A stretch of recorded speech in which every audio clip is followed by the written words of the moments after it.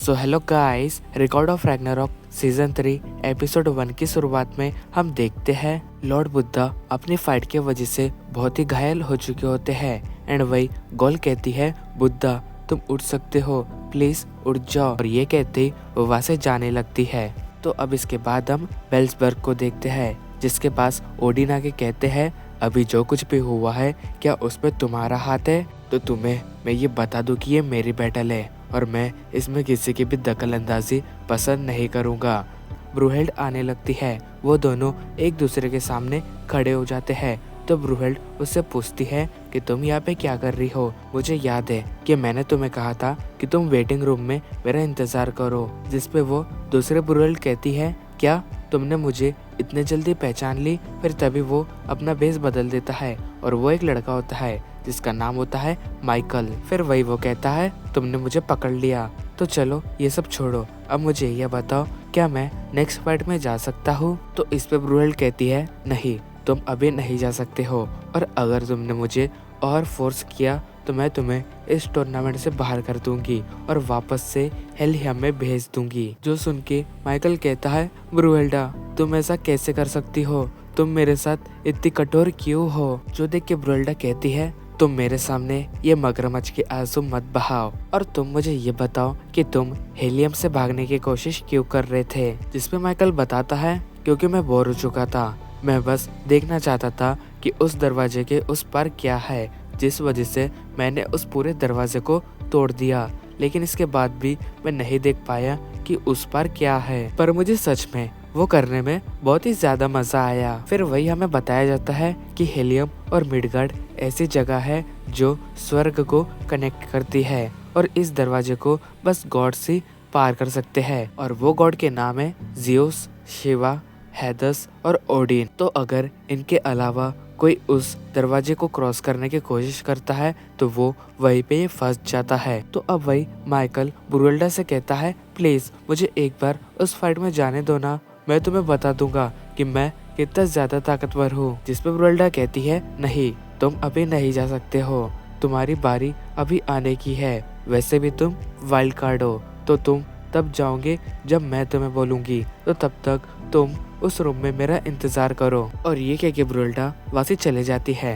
फिर वो कहता है, हम फिर से इक्वल हो चुके हैं, बुद्धा ने हमारे साथ जो गद्दारी की है उस वजह से हम अगली लड़ाई को हार गए हैं। मैंने कभी नहीं सोचा था कि ये ह्यूमंस हमारे को टक्कर दे सकते हैं। फिर वही हमें सारी फाइट्स बताई जाती है, जहाँ पे पहली फाइट की शुरुआत थॉर और लुबू से हुई थी। और ये किसी ने नहीं सोचा था जो वेलकरिस गॉड को सपोर्ट करती थी वो उन ह्यूमंस को सपोर्ट करने लगेंगी। ह्यूमंस और गॉड्स की जो पहली लड़ाई हुई थी उनमें सभी को लगा था कि कोई ह्यूमन गॉड को टक्कर नहीं दे सकता है, पर जब उन दोनों की बैटल स्टार्ट हुई और उन्होंने लुबो के पावर को देखे तो तभी वो सब बहुत ही ज्यादा हैरान हो गए। और जब भी लुबो ने थॉर के सबसे पावरफुल अटैक को रोका था और उसके छाती पे एक जोरदार घाव मारा था, जो देख के थॉर भी बहुत ही ज्यादा हैरान हो गया था। फिर उन दोनों ने अपनी पूरी ताकत से एक दूसरे के साथ लड़ाई शुरू कर दी थी। लेकिन इस सब के बाद भी लुबो थॉर के हैमर के सामने नहीं टिक पाया और उस लड़ाई को हार गया।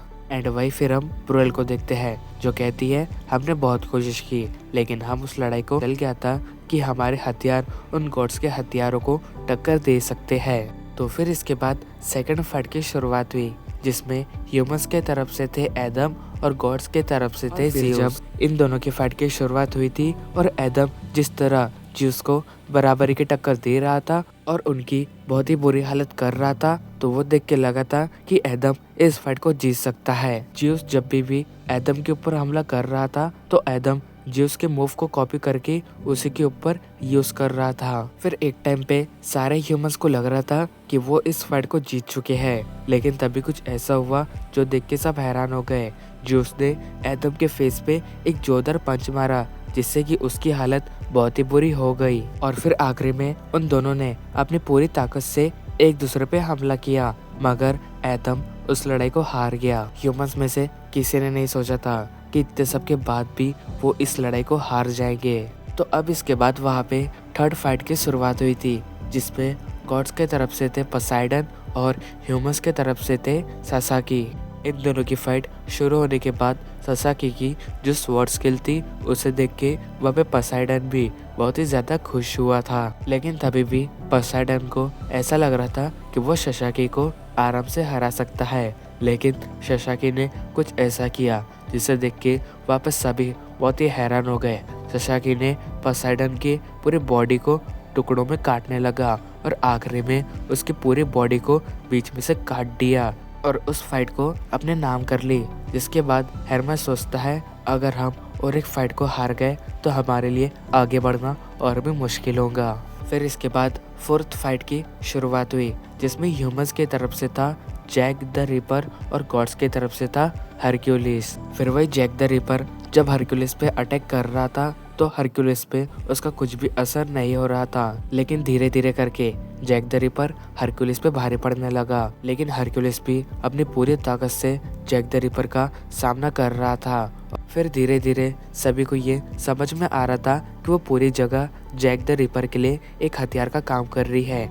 जैक द रिपर ने एक वॉच से हरक्यूलिस के हाथ को काट दिया था और इसके बाद वह हरक्यूलिस के पास आके उसे मारने की कोशिश कर रहा था, मगर हरक्यूलिस ने उसे मार के पीछे फेंक दिया था। और जब हरक्यूलिस अपनी पूरी ताकत से जैक द रिपर को खत्म करने वाला था तो जैक द रिपर ने हरक्यूलिस के बॉडी में अपने दोनों हाथों को घुसा दिया और आर पार कर दिया, जिससे हरक्यूलिस इस फाइट को हार गया और ह्यूमंस ने फिर गॉड्स की बराबरी कर ली। तो अब इसके बाद फिफ्थ फाइट की शुरुआत हुई जिसमें ह्यूमंस के तरफ से थे राइडन और गॉड्स के तरफ से थे शिवा। फिर इसके बाद इन दोनों के फाइट की शुरुआत हुई। ये दोनों मुक्कों से एक दूसरे का सामना कर रहे थे, पर वही राइडन शिवा पे भारी पड़ रहे थे। लेकिन शिवा भी अपनी पूरी ताकत से राइडन का सामना कर रहा था, पर वही राइडन ने अपनी पूरी ताकत से शिवा के ऊपर हमला करके उनके दोनों हाथों को चूर चूर कर दिया था। जिसके बाद शिवा अपने तांडव कर्मा अवतार में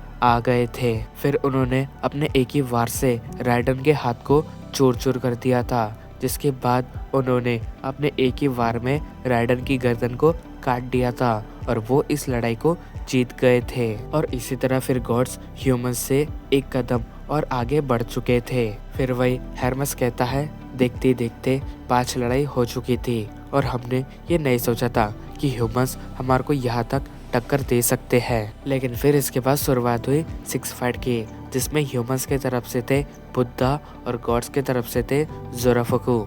और इसके बाद जब इन दोनों की लड़ाई शुरू हुई थी तो तभी जोराफुकु अपने असली रूप में आ गया था। फिर उसने जब बुद्धा पे हमला किया था तो उस वजह से बुद्धा की एक आंख डैमेज हो चुकी थी, लेकिन इसके बाद भी बुद्धा ने अपनी पूरी ताकत से जोराफुकु का सामना किया और आखिर में अपने एक ही वार में जोराफुकु को खत्म कर दिया। और इसी तरह ह्यूमंस ने इस 6 फाइट को अपने नाम कर ली और इसके बाद गॉड्स और ह्यूमंस के बीच में टाई हो गया। तो अब इसके बाद हम देखते कि गोल ब्रूहेल्ड के पास आती है तो वही ब्रूहेल्ड उससे पूछती है कि अभी बुद्धा की तबीयत कैसी है, जिस पर गोल कहती है अभी उनकी कंडीशन बहुत ही अच्छी है और उन्हें आराम की जरूरत है। फिर ब्रूहेल्ड कहती है तो चलो चलते हैं, हमारी अगली फाइट का समय हो चुका है। जिसके बाद वो दोनों वहाँ से जाने लगते हैं। फिर तभी हम देखते हैं कि 7 फाइट की शुरुआत हो चुकी होती है और वही ह्यूमंस के तरफ से जो होते हैं उनका नाम होता है क्वीन शी ह्यांग और वही गॉड्स के तरफ से जो होते हैं उनका नाम होता है